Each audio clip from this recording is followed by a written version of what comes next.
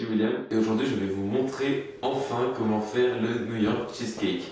Donc c'est un cheesecake traditionnel finalement, qui vient de New York, une recette très authentique américaine qui vient d'un site de cuisine américain. Donc pour cela vous aurez besoin de 200 g de biscuits secs, donc j'utilise des graham crackers comme vous pouvez voir dans la vidéo que je vais faire sur les astuces sur le cheesecake. Et vous pouvez bien sûr utiliser moitié petit beurre, moitié spéculoos. 50 g de sucre pour les graham crackers, vu que ça a tendance à être moins sucré que des biscuits traditionnels. Donc si vous utilisez des spéculoos ou des petits beurres, vous enlevez le sucre. Et 115 g de beurre fondu, mais on n'aura pas forcément besoin de tout cela, mais vous allez voir à peu près la quantité qui est nécessaire. Donc on commence le cheesecake en beurrant notre moule amovible, meilleur ami du cheesecake, le moule qui se sépare en deux. Aussi, vous pouvez voir ça dans ma vidéo d'astuce sur le cheesecake. Donc, vous prenez votre plaque de beurre, on va beurrer le fond du moule,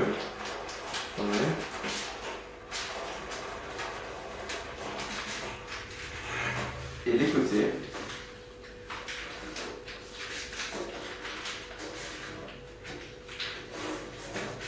Puis avec du papier sulfurisé que vous avez prédécoupé en petites bandes, vous allez coller le papier sulfurisé sur les bords de votre moule, comme ceci. Comme ça, ainsi, quand vous détachez votre moule, c'est beaucoup plus facile et ça ne colle pas votre cheesecake ne colle pas à votre moule finalement. Voilà, donc après je vais faire la suite. Donc, pour notre croûte finalement, vu qu'après il y aura un appareil au cream cheese, donc je vais réduire en miettes mes graham crackers. Vous pouvez utiliser un robot mixeur, une assiette avec le verre, comme dans ma vidéo sur les cupcakes aux cookies, ou un sac comme aussi, comme celui-ci. Vous verrez bien parce que sinon le sac explose. Et avec un rouleau à pâtisserie ou vos mains, vous réduisez les graham crackers en poudre. Une fois que tous les graham crackers sont réduits en poudre, je vais ajouter du sucre. C'est là où vous n'êtes pas obligé si jamais vous utilisez des petits beurres ou des spéculoos. Donc je remélange comme ceci. Si vous utilisez des petits beurres, vous pouvez aussi ajouter de la cannelle pour parfumer votre croûte, mais bon, ça c'est vous qui décidez. Mais autant mettre des spéculoos dedans. Ensuite, le beurre, donc je commence par la moitié, le beurre fondu. Donc je mélange avec mes cuillères, jusqu'à ce qu'au final on ait puis avec les mains finalement c'est plus simple, jusqu'à ce qu'on ait une forme de sable humide en fait. Donc en gros, on puisse former une pâte, mais pas que votre mélange soit non plus trop humidifié, car après c'est beaucoup trop gras et pas besoin de trop de gras quand on peut en mettre moins. Donc là, juste une petite goutte et puis ce sera parfait.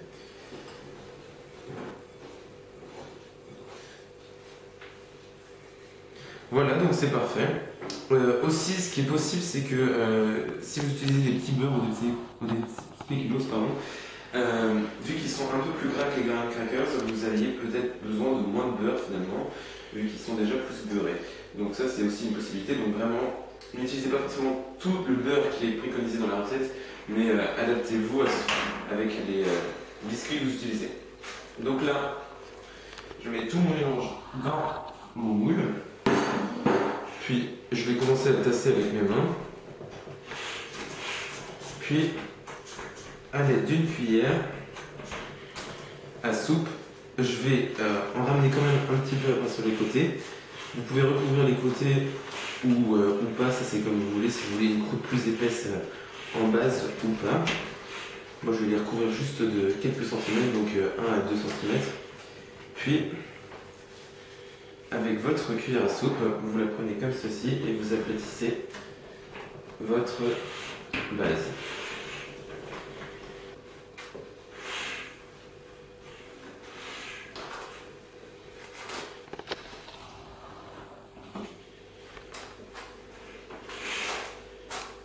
Voilà, donc une fois que ma base est bien lisse, on va faire cuire le tout 10 minutes dans notre four préchauffé à 180 degrés.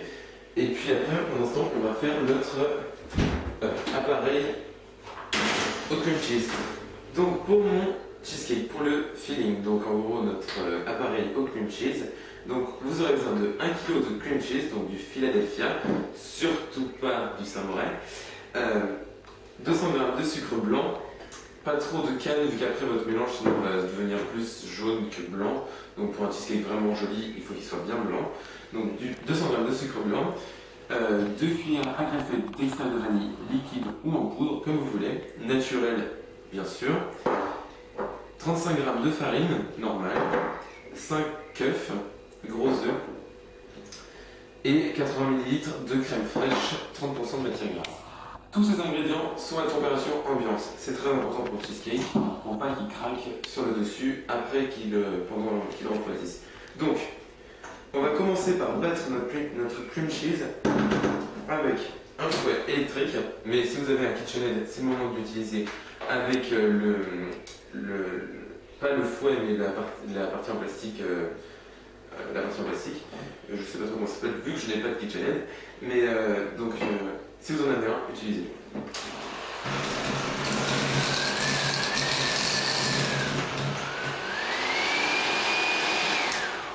Voilà, donc après avoir battu mon cream cheese pendant 1 minute, on ajoute nos 200 g de sucre, notre vanille, très important dans notre cheesecake. Vous pouvez aussi le parfumer à la cannelle, pourquoi pas. Et battez pendant encore 1 minute. Ajoutez ensuite la farine.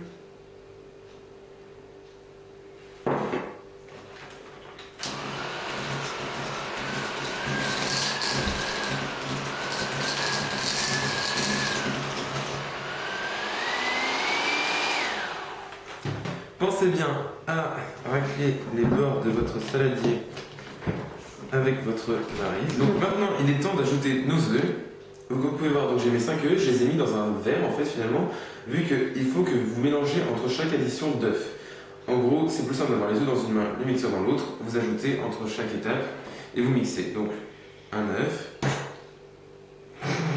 Et voilà, bon c'est pas grave, ça va quand même bien se passer. Mais bon, c'est mieux un œuf. Un œuf.